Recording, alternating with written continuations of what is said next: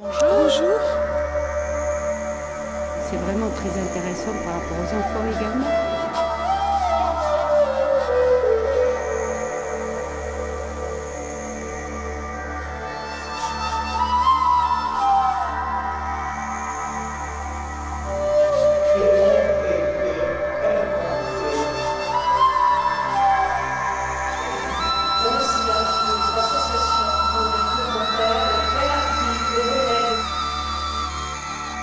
Il faut y croire, allez-y, et voilà, je vous encourage.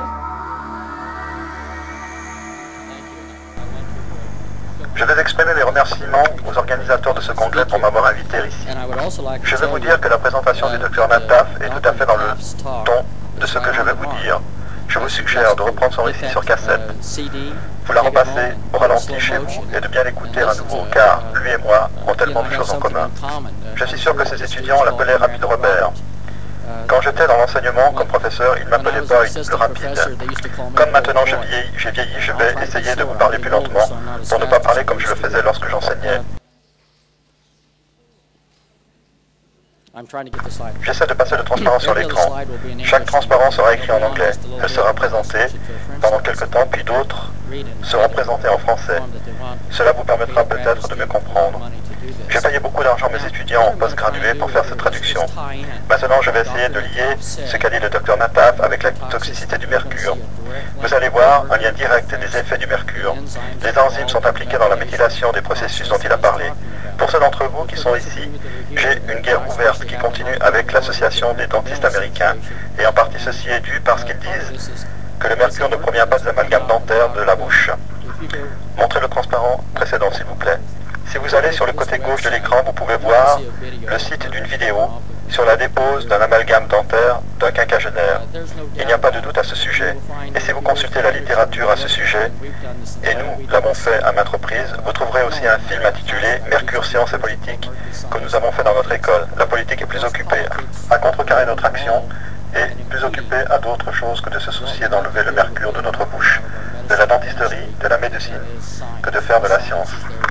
La science est très solide. Toute personne qui a un diplôme en chimie peut éviter de mettre le mercure dans la bouche. C'est incroyablement facile. Et le simple fait que l'Organisation fédérale américaine de la nourriture et des médicaments, ainsi que l'Association de la dentisterie, ne sont pas arrivés à exclure le mercure de la bouche des gens. Je ne devrais pas dire qu'ils ne sont pas arrivés à cela. Ils ont tout simplement omis volontairement de publier la quantité de mercure qui fait des amalgames de la bouche des gens. Bien, mais nous avons mesuré cela et je peux vous affirmer que le mercure fuit des amalgames en une quantité bien supérieure à ce qui est estimé et par ce qu'ont publié les gens comme opinion ou par écrit scientifique aux États-Unis ou ailleurs. Ceci est important pour ce que nous allons faire prochainement et il n'y a aucun doute sur le fait que l'on peut démontrer que le mercure est appliqué dans beaucoup de maladies. Dans ce sens, un travail en recherche a été fait en Italie et publié dans le journal américain de cardiologie. Et cette maladie s'appelle la cardiopathie dilatative idiopathique. On note dans cette maladie que les patients ont 22 000 fois plus de mercure dans leur tissu cardiaque que les gens sains. On remarque cette pathologie dans les athlètes noirs vivant dans les villes intérieures des États-Unis. Ces athlètes mangent très peu de poissons de mer. Et on note la même chose chez les enfants des États ruraux de l'Ouest américain. Comme ces personnes ne mangent pas de poissons de mer, on se demande donc d'où provient la source de ce mercure. Je pense que ces athlètes prennent des hormones testostérone en ampoules injectables qui contiennent une substance appelée thymérosal ou thiomersal, qui est un sel de mercure pour la conservation de ces ampoules injectables.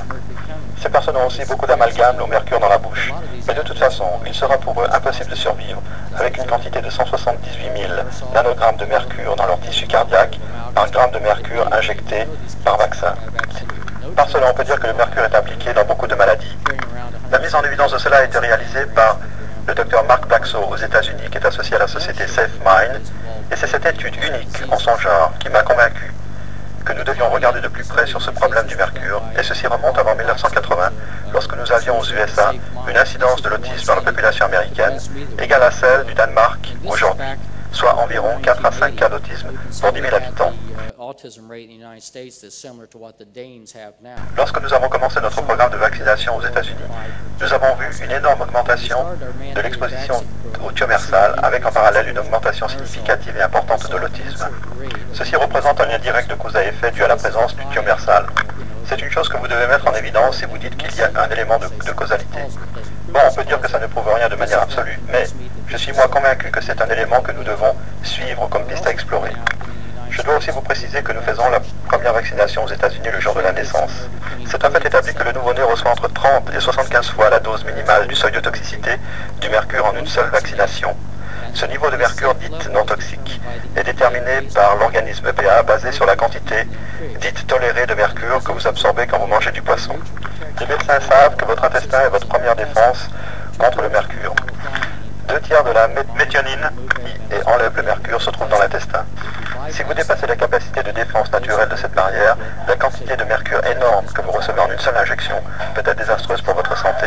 Maintenant, vous voyez sur l'écran la référence de la publication dans le Journal international de toxicologie que j'ai faite conjointement avec le Dr Palm et le Dr Mark Blacksoe. Je fus motivé de faire cette publication sur le fait qu'à cette époque, lorsque je me suis personnellement investi dans le domaine de la recherche sur l'autisme, la plupart des gens pensaient que le mercure n'avait rien à voir avec la maladie de l'autisme. Ces personnes étaient plus intéressées par la recherche dans le domaine de la résonance magnétique nucléaire que le mercure, qui est en fait lié directement à la cause de l'autisme. Mais j'y reviendrai plus tard. De toute façon, je parlais souvent au Dr Holmes et elle avait tendance à être en désaccord avec moi sur ce sujet. Et nous avons eu ensemble un échange d'opinions assez pénible, autant que je me rappelle, car elle me disait qu'elle ne pouvait pas trouver de mercure dans le cheveu d'enfants autistes, bien qu'elle en ait trouvé beaucoup dans les cheveux du groupe de contrôle d'enfants pas atteints de cette maladie.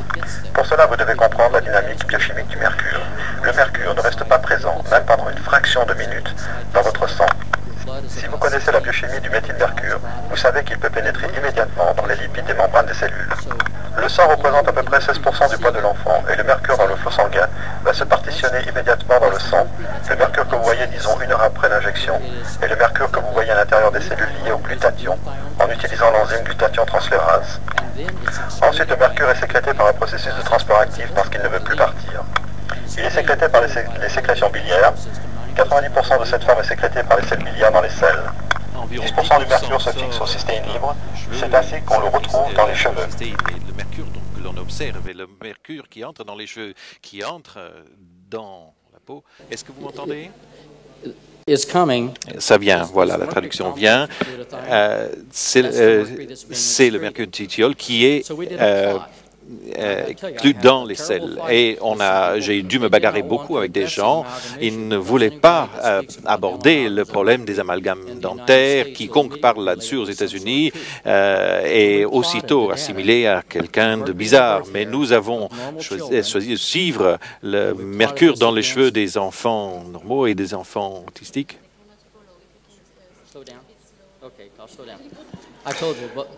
Je vous avais averti. Voilà, je vais essayer de ralentir, dit le professeur. Si vous suivez le mercure dans le cheveu de naissance de ces enfants contre le nombre d'amalgames de la maman, vous voyez que chez les enfants de contrôle, on voit que le taux augmente avec le nombre d'amalgames, alors que dans les enfants autistiques, même avec une maman avec 10 amalgames, il n'y avait pas de mercure. Le mercure, chez les enfants, c'est la forme d'exposition majeure avant la naissance de l'enfant. Et les recherches récentes de la Suède montrent que le sang du cordon ombilical de l'enfant a 2 fois le taux de mercure que le sang de la mère. Et une étude aux États-Unis dit qu'il y a environ 10 à 20% de femmes américaines ont des niveaux tellement élevés de mercure dans le sang aujourd'hui que cela rend les enfants susceptibles de naître avec une maladie neurologique. Alors, une publication récente du CDC à Atlanta a montré, sponsorisée par l'Académie américaine de pédiatrie, a montré qu'un enfant sur 6 né aux États-Unis a un trouble du développement.